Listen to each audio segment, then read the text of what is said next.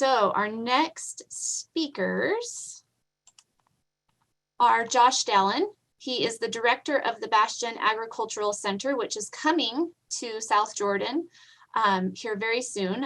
If you're not familiar with this, the Bastion family just donated a lot of ground and a lot of money to build an agricultural center that is very focused on maintaining agriculture in Utah, teaching children, all of this type of education piece, which is really, really important for Utah. So Josh is the newly appointed director. And then we also have Jake Hadfield, who is our wonderful agriculture agent up in Cache County with USU Extension. They are going to be talking today to you guys about mental health for small farmers, well, just farmers in general. And I asked them to speak about this based on a conversation that I had with one of our small scale farmers last summer, who during the drought and everything that was happening, people would come up and just yell at her for using water. And she broke down at a farmer's market in front of me one day and just said, "I'm done, I quit, I can't take this anymore." And so I know some of you guys may be feeling some of the same stressors. And so I thought it would be a wonderful thing to have them come and talk. So I'm going to turn the time over to Jake and Josh and let them get started. Thank you both. Thank you, Sheridan. We really appreciate the opportunity to be here with everyone. And what we hope that you'll get out of today is just a glimpse of what our program is and how it can be of help to you. Because of the limited time that we have, this is more of a sampler, but we will share with you some resources and hopefully be able to provide to you some options in the future to be able to get you in on some of our full trainings. And so we're grateful to Sheridan for thinking of us. And this is definitely a very hot topic and one that is a focus for many different organizations right now. We appreciate the introductions too. That'll save us a little bit of time as we move right into the discussion here. To give you a little bit of the history of what this program is, as a former extension agent in Box Elder County, and Jake, of course, is in Cache County, we have the opportunity to be able to attend conservation district meetings and other producer-focused meetings where we represent extension. And one of the things that I've always tried to do, and I know Jake tries to do when you're at these meetings, is give a little bit of a report of what things are happening in extension, and then ask if there's anything that the producers feel that we could help with at a certain point. And normally everyone's like, "No, this is great. We're excited for the things that you're doing," and it's over. However, this one particular time, and this would have been about the winter of 2019, right before the pandemic hit, we had one of our largest cattle producers in the county and also in the state that rose his hand, and he says, I need some help. And he specifically talked about how he was very concerned about his friends and colleagues in the agricultural world and their mental health and ultimately suicide. And it really shook me to the core, because he was serious and he was calling out for help, and he needed some assistance. And so I immediately left the meeting. I started calling anybody that I knew. I called our directors. I called our home and community faculty. I started just making phone calls saying, what do we have? What can we provide? And it was to my surprise that there really wasn't a lot that we had to offer. And so as we started out, I said, well, what could we at least try to do? What could we present? What could we give? And we had one of our amazing colleagues, Tasha Killian, who is down in Juab, who is a home and community faculty for extension, that had just started a training that was called Mental Health First Aid.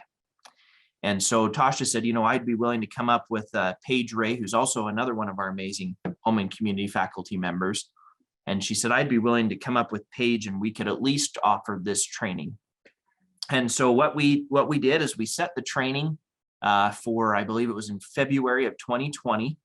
And we got the training set up, and we were out in Snowville, Utah. And for anybody that knows where Snowville is, that's a very rural, far away place from about anything. But that's where we set up the training. And it was interesting because we had producers that attended. We had agriculturally focused agencies that attended. And it was a really good program. The program at the time was 2 full days. They were about 4 to 5 hour sessions each day. To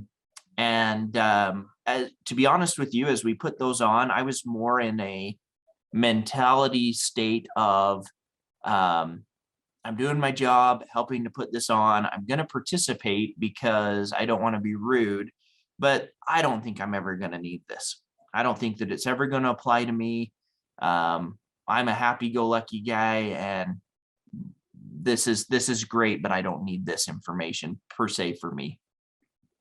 But nevertheless, I went through and I listened over the course of the 8 to 10 hours of the training, and was able to learn some things. And we told everybody thanks for coming, and thought we were doing okay and getting something started, and off we went.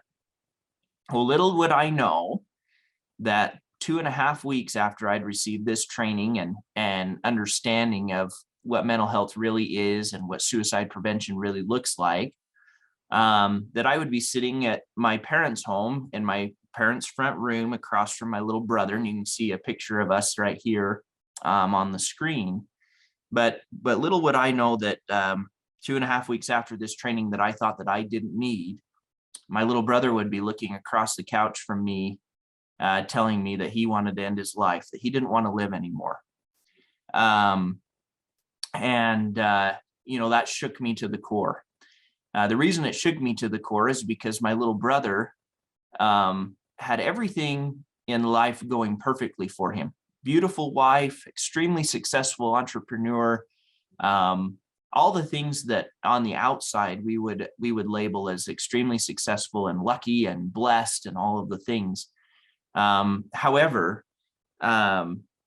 inside he was really struggling, and had been struggling for a long time, and had gotten to the point where thankfully he was able to tell us that he needed some help.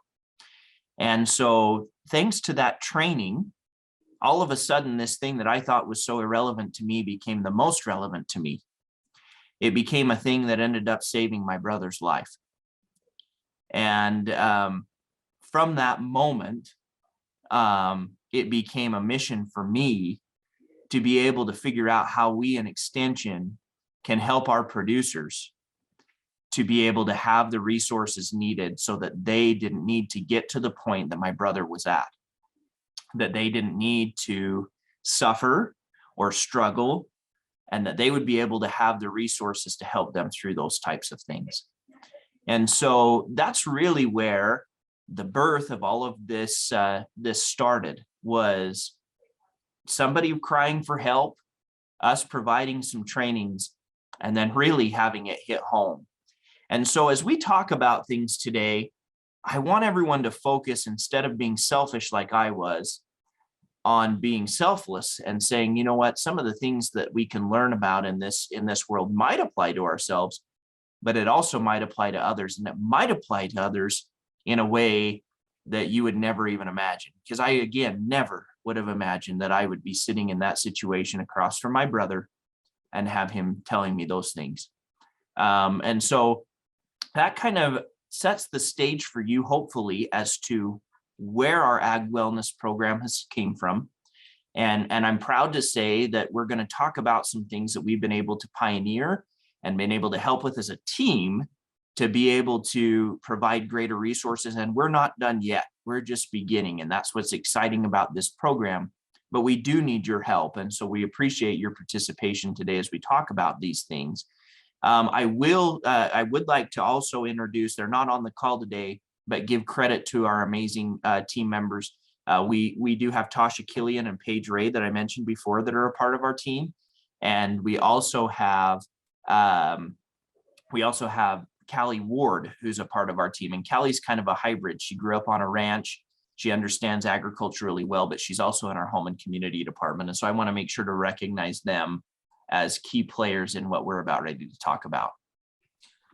Thanks, Josh. And one of the things that I just wanted to say real quick, if you are interested, Josh and his brother, we have a podcast. It's called the USU Extension Ag Wellness Podcast, where we talk about mental health and agriculture. And Josh and his brother actually share their stories on there. We interviewed Josh's brother as well as Josh kind of shared it from his perspective. So if you're interested, that's a good place that you can go learn more. One of the things that what I wanted to start out with here is just to read this paragraph to you. I think this paragraph sums it up really well. And this is talking from the point of view of a farmer. So if he had a piece of machinery he or she was working on in his shop fall and break his leg and pin him under it, he'd call a neighbor to come with his big loader and lift the machine up to free him. He'd call his wife to get an ambulance coming. He'd call family or helpers to take over while he went for medical care. But in the midst of a financial, marital, or emotional crisis, he could be paralyzed from calling for help. Now, I think this is one really good point that I think is true in all of our agriculture communities is oftentimes we see that, it's one of those things that if it's a mental health issue, it's just something you have to work through is kind of the mentality is let's just work through it. Let's just, we'll go out and work harder and we'll make it work. But that's not the case. That really, when a physical thing goes wrong, if you break your leg while you're out, farming, doing different things, you're going to go seek help. And a lot of times mentally, when we need help, we won't go seek it. That is why we call this presentation, The Biggest Asset Is You. Is because in a lot of ways, we're always looking at, okay, what's going to make our farm more profitable? Do we need new equipment? Do we need better irrigation systems? Are we looking for the newest tech for, drip tape, different things like that? Really, in all reality, at the end of the day, none of that matters because the biggest asset is you and you being able to implement those changes. And oftentimes what we see, if your mental health is not right, you are not being the biggest asset to your farm because you're not fully able to help and contribute. And so that's one of the biggest reasons that we named this presentation, The Biggest Asset Is You, is just to remind yourself that honestly on your farm, you are that biggest asset. You're going to be the one that makes the difficult decisions. You're the ones who's going to increase profit to be able to help your farm grow and continue to become better. So this next slide talks a little bit about why. And so originally, this program was actually focused more on rural populations, agriculture in rural areas, but we have extended it and actually helped to grow it into our urban populations, especially here in Utah. And so some of the problems that we see in agriculture is a lot of times we do see that there is greater isolation. Now, the reason I say that is many of you may feel like this, but you go out and you work all day and you sometimes you're working by yourself.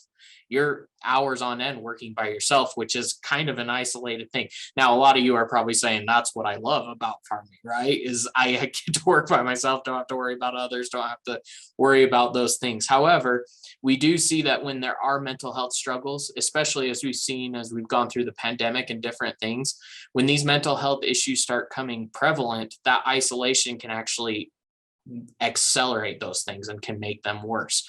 And so a lot of times we're seeing, because agriculture can be physically demanding, we see elevated stress levels, we see more stress levels, just like Sheridan talked about with the drought. A lot of people were struggling with water issues. That's an elevated stress level. But also we get a lot of feedback in agriculture back from people who are very negative, who kind of attack agriculture because they don't see the purpose of it. That can also increase stress levels. There's a lot of different ways that stress levels are increased. So overall, this presentation's main goal was to aim at a community mentality. And Josh already mentioned this, but being able to have one more person who's more aware about mental health can be one more person who can really help overall. So one of the things that we wanted to give you guys is an example of what this training looks like. As we mentioned before, the original training that Jake and I took and sat through was a 2-day, 4 to 5 hour training each day. And we understand that you as producers, I caught the tail end of the last presentation, which was amazing. But you talk about 12-hour work days and then not finding time to even post on social media. That's hard. Well, we understand that it's even harder for us to say, hey, why don't you take 2 days out of your out of your agricultural schedule and come to a mental health training. And so what we tried to do is work very closely with our team, and we were able to develop a program that has scaled down a lot of the information that we felt maybe wasn't as vital. And we've created a training that focuses generally from an hour to an hour and 15 minutes at the most, that has some interactive properties to it and also a lot of educational principles to it. And so this is just going to give you an example, this slide and the next, as to what this training kind of dives into and how it can help you in your operation, yourself, again, your family members, whatever that might be. And that is being able to recognize some of the signs and symptoms. And Jake in just a little bit is going to talk about the full length of what it looks like. But just to give you an idea, we wanted to focus on some of the signs and symptoms of a mental health issue and what that really looks like. So, what does this look like in farming communities or in agricultural communities? It can look very different depending upon the situation that you're in. And oftentimes these types of things are very personal. For example, some of the signs and symptoms, as you can see right here, there's some physical signs. I know that Jake has shared when he gets really stressed out or he has these signs physically, he ends up getting a lot of pain in his jaw because he has found that he's actually clenching down on his teeth and in his jaw when he's really stressed out. And so he starts to notice those physical types of traits. I notice the stress, it gets into my shoulders really bad. And oftentimes if I get very stressed, it's almost debilitating to me. I can't sleep well because I'm so tight, and I can't function well either. Emotionally, we have irritability, trouble concentrating, easily frustrated. Now, for those of you that might have livestock, this doesn't count when the person you're working with forgets to close the gate on time, right? That's a free pass for frustration. But this does include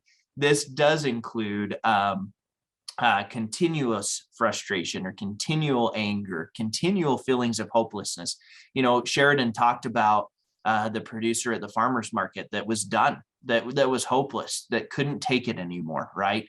That is a sign that we've passed the threshold of stress and have entered into more of a mental health issue. Behavioral, sleep troubles, over or under eating, okay, and increased use of drug or alcohol.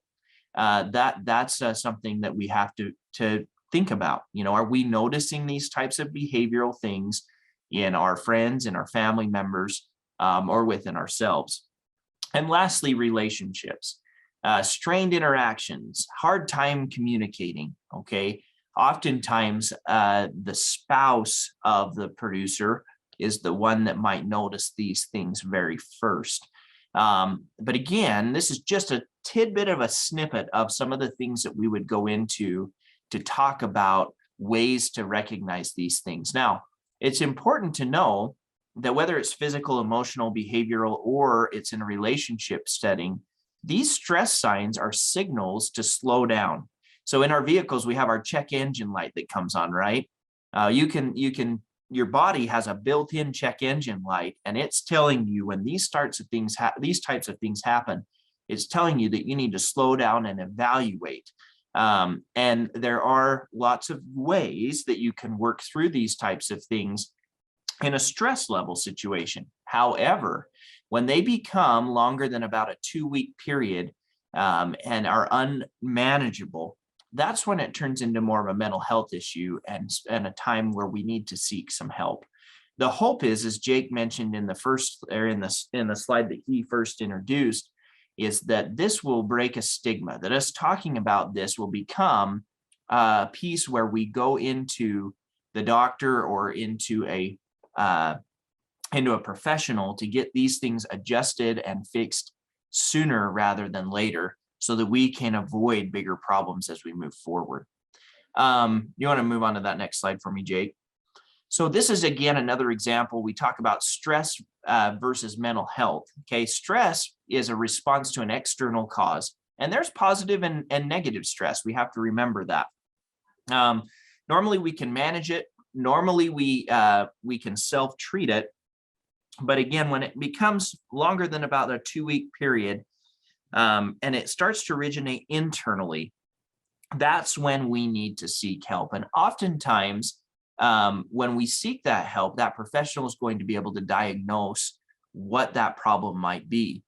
Unbeknownst to my little brother, he dealt with this depression, mental illness for years, and he sought out help. And you can find more about his story listening to the podcast, as Jake mentioned.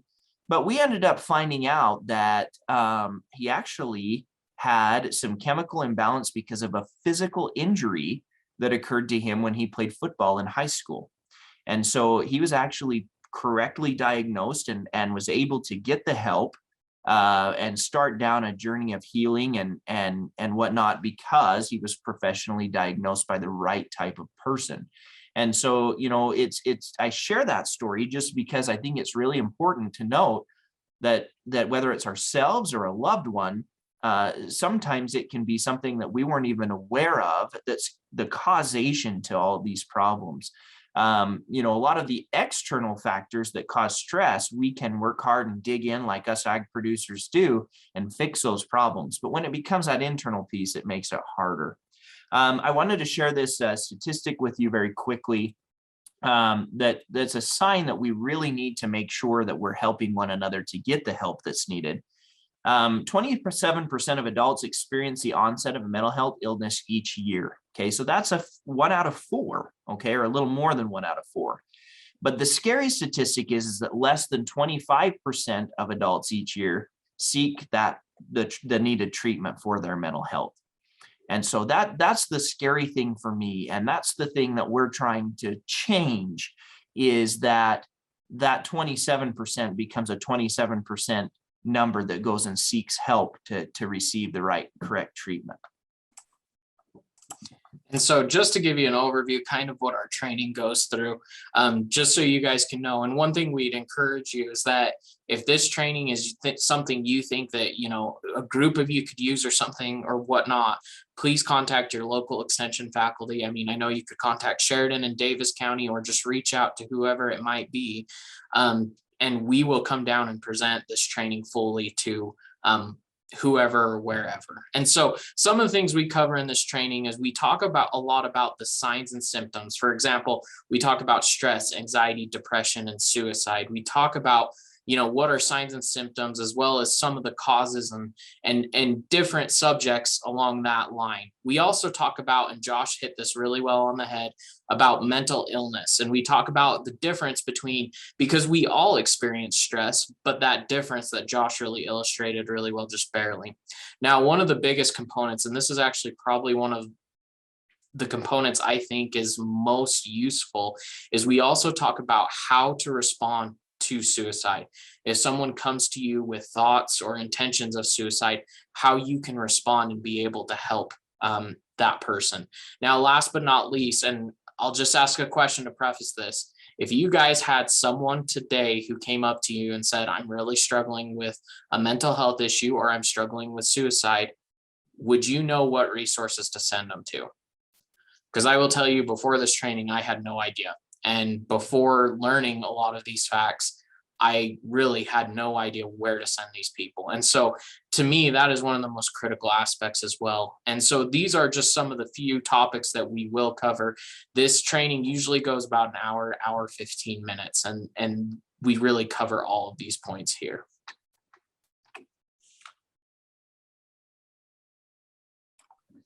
This slide is one of my favorites to look at, and I want everybody to just quickly, in essence of the time that we have together, we're not going to take too much time, but if you look at the things in red, you'll see that these are mental health or mental illnesses in everyday life that people can have and struggle with. So severe depression, severe dementia, severe schizophrenia, epilepsy, moderate depression, severe PTSD. And one of the things that I think is really interesting about these is most of the time, these are disabilities, these are stumbling blocks, these are challenges that are generally not noticeable from the physical eye. These are things that people are having to struggle through and deal with every day that aren't as noticeable. When you look at the others, go ahead and switch back, Jake. When you notice the others that are not highlighted in red here, oftentimes these are things that we notice, right? And it is in our internal nature as human beings to say, oh my goodness, you know, I can see that they have a struggle, or I can see that they have a disability, and we treat them very differently. And so, you know, I bring this up just because as we really start to talk about this, we tend to be rather judgmental as human beings. And as we start to think about, well, gosh, I wonder if that person actually has something going on that we fully don't understand. And maybe the fact that they're here today giving it their best try is, you know, eons above what it would be for somebody else that we might have a visible physical disability or something like that. You know, we bring this up because depending upon who you are and what you're dealing with, we all struggle with different things. One of the things that we would like to change again is to break that stigma so that those that do have these types of mental illnesses can feel more confident in expressing that they do and that they're working on them, or that they're getting the help that they need for them, instead of having to mask those because of the negatively associated stigma that they deal with. So we have a really good question in the chat, and this is kind of, it's from Christine, and I'm going to address it in this slide a little bit. But if you have more questions, Christine, you can please put them in the chat. But it says, how does one address the situation when it's a family member that is under stress? Now, we kind of came up with this acronym, this ARC, and basically kind of three roles here. First of all, what we want to do is ask. We want to ask how someone is doing, how you can help personally, if you can help, or what they may be going through. And so that's kind of the first start, is just getting people to talk. Now, next is respond. And so I guess the response part is the tricky part, because sometimes it's hard to know how to respond appropriately. Sometimes, you know, it's diving further into what's bothering them or what's happening.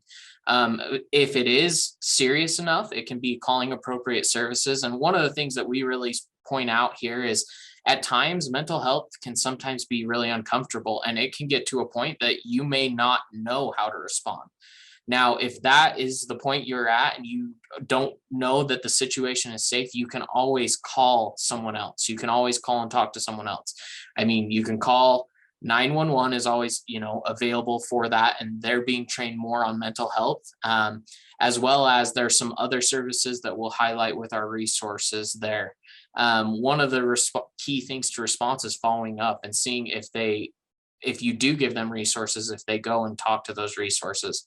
Last is connect them to the resources, like I just mentioned, and kind of follow up with them to see if they follow that plan. Now, one of the things I will say about mental health that can be tricky is a lot of times, you know, we're going to try and do these steps to ask, respond, and connect. However, in mental health, a lot of times when those symptoms and signs come, it pushes people to isolate themselves. So these steps might be a little bit tricky in trying to get someone to open up to you or talk to you. And that's why these resources on this next page are crucial. And so one of the biggest things I will say, and I tell everyone this, is please grab your phones and take a picture of this. Now, Josh and I will put our emails in the chat. We can email you this slide, but I tell people to just have it ready on their phone so they can pull it up. You know, we can talk to primary care physicians. They can help link us to mental health professionals. Now, however, I will say that due to COVID-19 and a few other aspects of what's going on in life right now, mental health professionals can be up to 3 months, if not longer, out. And so if it is a critical situation, it may take longer. There is mental health first aid curriculum. There's also the National Institute of Mental Health. That's what this website is here. They have some fact sheets and stuff that you can utilize. The nationalcouncil.org/providers, also another great site. Now, the next two here are the most important, and I'm going to encourage you to put them in your phone right now. First of all, this is the crisis text line. So for this crisis text line, you just text home to 741-741. Now, a lot of people use this because it's more of an anonymous thing. that you can be able to text in, and you don't really have to talk to a person, but you can text and get help here. Also, as I hit the slide on accident, you can go to you can call the National Suicide Prevention Lifeline, 1-800-273-8255. Now, one of the big things is with agriculture specific, they are starting to develop mental health resources for that. And Farm Aid is one of those. And you guys can look that up online. Farm Aid has a lot of resources. They are developing a number. I think they might have the number available now. And so that's another option you can look to. Here's just some resources. We're kind of running low on time, so I'm gonna just hurry. Farmstress.us, that's a website that you can go to for more help. UTAC, that's a youth program that's available that you can be able to go for more, younger audiences. We mentioned the Ag Wellness podcast. There's also some research and resources coming out. If you're interested in kind of looking over our resources and kind of giving feedback, please email me or Josh, and we'd be happy to kind of have you go through and give us feedback on those resources. So anyway, sorry I had to wrap that up in a hurry, but if you do have questions, please email us. We're happy to help.